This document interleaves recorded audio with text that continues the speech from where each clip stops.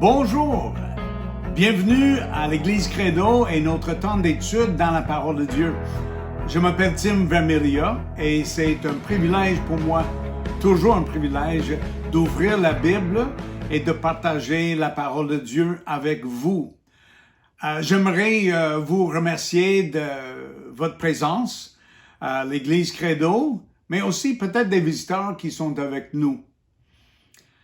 Nous sommes dans une série qui a commencé il y a un mois sur un sujet qui est important et même, je dirais, assez intense. La sainteté, mais aussi la vie spirituelle, ce qui s'enligne bien avec le sujet de la sainteté. La semaine passée, Francis Leblanc, un de nos anciens, nous a ouvert la parole au Romains chapitre 6 à 8. Et je dois dire à Francis, chapeau, t'as touché 3 chapitres peut-être parmi les plus denses de matériel en 23 minutes. Et c'était une grande bénédiction. Alors merci encore Francis. En réalité, grâce à la technologie, j'enregistre cette étude quelques heures après que j'ai écouté la prédication de Francis le 11 juillet. Alors, Dieu voulant, dimanche le 18 juillet, j'espère que c'est ce moment que vous écoutez cet enregistrement. Barbara et moi, nous serons en San Diego, en Californie. Comme j'ai dit, on a commencé une étude il y a quelques semaines et même aujourd'hui. Cette étude va terminer, pour le moment, notre étude sur la sainteté. Premièrement, la sainteté de Dieu, mais aussi ceux qui s'attendent de nous, ses enfants. Ce sont 2 thèmes qui se trouvent à travers la Bible. Pas juste dans le Nouveau Testament, mais en réalité, ça commence dans l'Ancien. C'est même en Lévitique chapitre 19, donc un des livres qui nous raconte la loi que Dieu a donnée à Israël.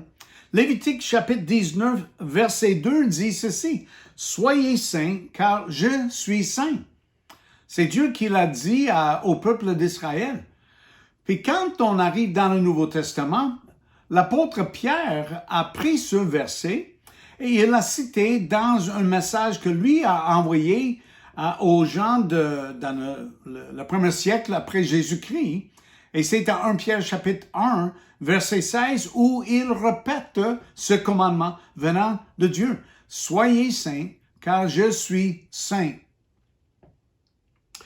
Donc, cette idée de vivre dans la sainteté, de croître et mûrir dans notre marche avec le Seigneur, c'est assez présente. Mais il y a de tensions dans les textes bibliques. Je ne sais pas si vous avez déjà remarqué, mais on trouve parfois des choses qui semblent presque contredire et il y a de la tension. Et je pense que c'est une des vérités que nous regardons encore depuis quelques semaines où se trouve cette sorte de tension. Par exemple, cette capacité, la capacité que Dieu possède de voir le début et la fin, de comprendre tout parce qu'il est, comme la Bible l'appelle, l'alpha et l'oméga. Lui, il est capable de tout voir. Mais ce n'est pas le cas pour nous. Donc, parfois, quand nous sommes face à une vérité que, à nos yeux, est difficile à comprendre, une partie du problème, c'est parce qu'on ne possède pas la même capacité que possède notre Dieu. Mais qu'est-ce qu'on fait face à ces tensions? Une vérité qui semble vraiment difficile à comprendre ou peut-être qui semble contredire une autre chose qu'on voit dans le texte biblique. Moi, je dirais au moins dans cette notion de sainteté et la vie spirituelle, il y a au moins 2 extrêmes, un peu comme le pendule, hein? À droite, à gauche, mais rarement au centre. Un des extrêmes serait de voir que Dieu est souverain, tout-puissant, alors je n'ai rien à faire. L'autre extrême, c'est que je dois tout faire. parce que Dieu me tient responsable. Alors, la discipline spirituelle, la méprise de soi, la méprise de mon corps, de mes pensées, de mes gestes. Alors, entre ces deux, le Dieu souverain qui peut tout faire, donc je vais trouver une belle chaise berçante et je vais juste laisser Dieu agir. Et l'autre extrême où je dois tout faire, je crois bien qu'il y a un juste milieu. Donc, j'aimerais suggérer que ça serait l'objectif de notre étude ce matin. Et j'espère que ce sera une occasion pour nous tous de découvrir ou peut-être de revoir une manière de voir deux tensions entre le Dieu capable de tout faire, qui est tout-puissant, et ce qu'ils attendent de nous, ses enfants. Nous allons utiliser une lettre, parmi les lettres que l'apôtre Paul a écrites, c'est la lettre qu'il a écrite aux Philippiens. Je vais mettre des versets sur l'écran, donc si vous n'avez pas votre Bible trop proche, mais vous ne serez pas mal pris. Ben Guillot, un autre de nos anciens, puis un grand ami, je crois bien que Ben a dit que Philippiens est sa lettre, son livre biblique préféré. Il y a un petit commentaire écrit par un auteur que Barbara, ma femme et moi, on aime beaucoup. C'est écrit en anglais, mais heureusement, plusieurs de ces commentaires ont été traduits en français. Le livre s'appelle « Soyez joyeux ». Un commentaire sur l'Épître aux Philippiens. Mais vous dites, Tim, pourquoi tu as choisi l'Épître aux Philippiens pour parler de la sainteté, de parler de comment vivre la tension entre le Dieu capable de tout faire et la responsabilité de nous, ses enfants? Mais c'est vraiment un verset, non, plutôt deux versets qui a attiré mon attention. Et les versets se trouvent dans le 2e chapitre. Faites donc fructifier votre salut, avec toute la crainte qui s'impose, non seulement quand je suis présent, mais bien plus maintenant que je suis absent. Car c'est Dieu lui-même qui agit en vous pour produire à la fois le vouloir et le faire conformément à son projet bienveillant. Mettez en œuvre votre salut avec crainte et profond respect. En effet, c'est Dieu qui produit en vous le vouloir et le faire pour son projet bienveillant. Mais avant de regarder plus en détail ces deux versets, j'aimerais retourner au début de la lettre. Une lettre qui est faite pour nous. Si je vous lis le premier verset, Paul et Timothée, serviteurs de Jésus-Christ, saluent tous ceux qui, par leur union avec Jésus-Christ, sont membres du peuple saint et qui vivent à Philippe, ainsi que les dirigeants de l'Église et les diacres. Mais si je fais quelques petits changements, c'est vraiment une lettre pour nous. Exemple, les gens qui vivent à Québec, ainsi que les anciens et les membres du CPR. Une lettre qui peut nous aider en 2021 à vivre ce que Paul voulait que les gens de l'Église de Philippe ont vécu. Nous sauterons. On n'a pas le temps de faire l'étude de tout le livre. Et donc, on va choisir quelques textes. Mais nous le faisons pour illustrer cette réalité, qu'il y a toujours la tension, mais ce n'est pas mauvaise. Même si c'est une autre occasion pour nous de mettre nos confiances en celui qui connaît le début et la fin, Paul commence la lettre par une prière de reconnaissance. Et on arrive au verset 6. « J'en suis fermement persuadé. Celui qui a commencé en vous son œuvre bonne la poursuivra jusqu'à son achèvement au jour de Jésus-Christ. » Le contexte identifie que celui comme étant Dieu le Père, Dieu le souverain, le Dieu tout-puissant, qui va compléter son chef-d'œuvre, c'est-à-dire de nous rendre, ses enfants, à la perfection. nous serons rendus à la perfection à l'image de Jésus-Christ. Et on peut juste dire comme réponse, quelle promesse. Et merci Seigneur. Dans les prochains versets du chapitre 1, Paul parle de comment lui, il est tiraillé. Parce qu'il veut partir pour être avec le Seigneur, mais en même temps, il sait qu'il devrait rester pour aider ses amis dans l'église à Philippe. Mais on arrive finalement au verset 27 et suivante. Menez une vie digne de l'évangile de Christ, un vrai citoyen de son royaume. Ainsi, que je vienne vous voir ou que je reste loin de vous, je pourrai apprendre que vous tenez bon, unis par un même esprit, luttant ensemble d'un même cœur pour la foi fondée sur l'Évangile. Dieu vous a accordé la grâce, non seulement de croire en lui, mais encore de souffrir pour lui. Vous êtes en effet engagés dans le même combat que moi. Alors, on remarque les impératifs, les commandements dans ce texte. Menez une vie, tenez bon, luttez ensemble, engagés dans un combat. C'est pas une chaise berçante que nous devons chercher, mais plutôt un bouclier et une épée.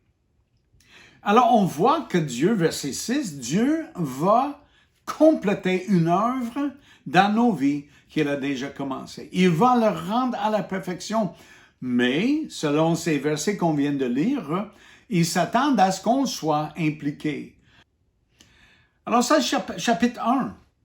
Si on tourne la page et on arrive au chapitre 2 de lettre aux Philippiens, Paul commence par une série de questions rhétoriques. C'est-à-dire, la réponse est évidente. Et la réponse pour l'ensemble des questions est oui. Je vous lis. N'avez-vous pas trouvé en Christ un réconfort, dans l'amour un encouragement, par l'Esprit une communion entre vous? N'avez-vous pas de l'affection et de la bonté les uns pour les autres? Et après chacune de ces questions, on peut dire oui. Oui, on a trouvé en Christ un réconfort. Oui, on a trouvé l'amour comme encouragement. Oui, on a trouvé une communion avec le Saint-Esprit à l'œuvre dans nos vies. Donc, Paul commence avec cette série de questions, mais il va suivre avec une série de nouveau de commandements, des impératifs. Tendez à vivre en accord les uns avec les autres. Et pour cela, ayez le même amour, une même pensée et tendez au même but. Ne faites donc rien par esprit de rivalité ou par un vain désir de vous mettre en avant. Au contraire, par humilité, considérez les autres comme plus importants que vous-même et que chacun regarde non ses propres qualités, mais celles des autres. Tendez à vivre ainsi entre vous, car c'est ce qui convient quand on est unis à Jésus-Christ. Wow! Alors, j'aimerais vous encourager de retourner, peut-être cet après-midi, et ouvrir vos Bibles et relire cette série de commandements. Et ça touche, entre autres, notre relation avec d'autres personnes. Et comment on doit les considérer comme plus importants que nous. Est-ce que ça vous semble facile? Est-ce que c'est naturel pour vous? Je peux vous dire que c'est pas naturel pour moi. De regarder les autres comme plus importants que moi, que leurs intérêts, leurs besoins sont plus importants que les miens. Mais c'est ce que Dieu veut pour nous. Dans la suite du chapitre 2, versets 6 à 11, c'est un passage classique qui nous raconte l'histoire de Jésus. Comment il est devenu un homme. Comment il a pris notre place. Il est allé à la croix pour nous et comment il a reçu l'approbation de son Père. On suggère même que c'était un chant dans l'Église primitive. La musique est perdue, donc j'aimerais suggérer à Anissa et Rachel, le prochain projet serait de mettre ces versets avec la belle musique pour qu'on puisse chanter comme l'Église primitive a chanté il y a 2000 ans. Mais cela nous amène, à la fin de verset 11, cela nous amène au verset que j'ai mentionné au début. Et c'est comme si la liste des impératifs du verset 2 à 5 recommence. Alors voici encore versets 12 et 13 de Philippiens chapitre 2. Mes chers amis, vous avez toujours été obéissants. Faites donc fructifier votre salut avec toute la crainte qui s'impose, non seulement quand je suis présent, mais bien plus maintenant que je suis absent. Car c'est Dieu lui-même qui agit en vous pour produire à la fois le vouloir et le faire conformément à son projet bienveillant. Faites fructifier votre salut. Ou comme l'autre traduction qu'on a lue tantôt, mettez en œuvre votre salut. Cela implique de l'effort de la part des gens qui ont eu la vie changée par la venue du Sauveur, qui a acquis le salut pour eux, pour nous. J'entends un peu l'écho de Romains 6 à 8 et bien d'autres passages dans ces deux versets. Même en Éphésiens chapitre 2, Paul a écrit à notre Église, mais voici ce qu'il a dit. Dieu nous a créés pour une vie riche d'œuvres bonnes qu'il a préparées à l'avance afin que nous les accomplissions. Les choses à accomplir.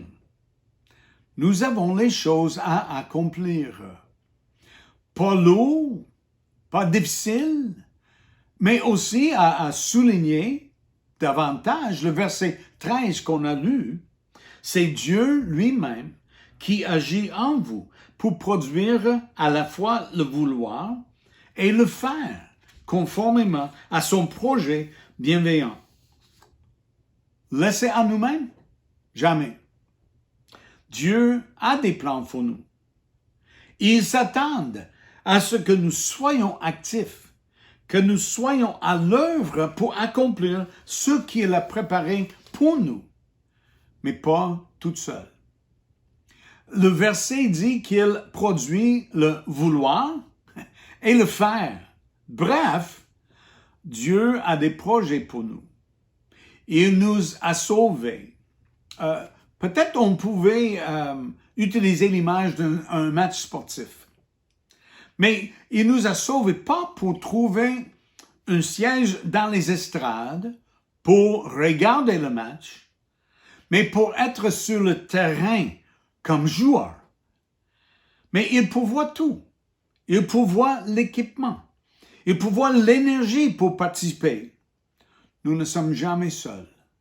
Et ne jouons pas avec le peu de force et de capacité que nous possédons seuls. Non, il nous donne tout pour œuvrer, pour accomplir ces bonnes œuvres préparées pour nous de l'avance. Chapitre 1 et 2. Pour terminer aujourd'hui, je vais juste tourner rapidement au chapitre 4. Chapitre 4, il y a des versets très bien connus. Très bien connus. Il y a un chant pour les enfants qui est tiré de versets 4 et 5. Peut-être vous le connaissez. Réjouissez-vous toujours dans le Seigneur. Réjouissez-vous toujours dans le Seigneur. Réjouissez-vous toujours dans le Seigneur. Je le répète. Réjouissez-vous. Philippiens 4, 4. Mais ces deux versets soulignent les choses que Dieu veut de nous. Il veut qu'on soit dans la joie. Même, c'est commandé d'être dans la joie à cause du fait que Dieu est dans notre vie, qu'il est proche. Le verset 6, et là, je vais le mettre pour qu'on puisse voir ces paroles. Ne vous mettez en souci pour rien, mais en toute chose, exposez vos demandes à Dieu en lui adressant vos prières et vos supplications, tout en lui exprimant votre reconnaissance. La bonne œuvre de la prière. de l'intercession pour nous-mêmes, pour les autres, et en réalité, de nous confier à celui qui peut tout faire. Écoutons comment Paul vivait cette tension dans sa propre vie. Philippiens 4, verset 11. « J'ai appris, en toutes circonstances, à être content avec ce que j'ai. Je sais vivre dans le dénuement, je sais aussi vivre dans l'abondance. C'est le secret que j'ai appris. M'accommoder à toutes les situations et toutes les circonstances, que je sois rassasié ou que j'ai faim, que je connaisse l'abondance ou que je sois dans le besoin. Je peux tout grâce à celui qui me fortifie. » Est-ce que Paul veut suggérer qu'il est capable de vivre dans les extrêmes, l'abondance ou le disette? Est-ce qu'il voulait dire qu'il est capable parce qu'il est fort, parce qu'il est l'apôtre Paul, puis il connaît Jésus depuis longtemps? Ben non. Au contraire, il dit dans le verset 13, « Je peux tout grâce à celui qui me fortifie. » L'apôtre Paul savait de quoi il parlait. Il a compris cette tension, des attentes divines qui sont très, très élevées. Le bar est haute, mais de savoir que ce que Dieu veut de nous et pour nous, c'est possible parce qu'il va combler nos besoins. Il va donner la force nécessaire pour accomplir ce qu'il veut. Je dirais que le Alléluia, Amen de texte philippien, la lettre aux Philippiens, est résumé dans quelques versets rendus à la fin du chapitre 4. Mon Dieu souviendra pleinement à tous vos besoins. Il le fera selon sa glorieuse richesse qui se manifeste en Jésus-Christ. À Dieu et Père soit la gloire dans tous les siècles. Amen. Amen. C'est Jésus et moi. C'est Jésus et toi. Jamais seul, jamais laissé à nous-mêmes. Nous marchons ensemble.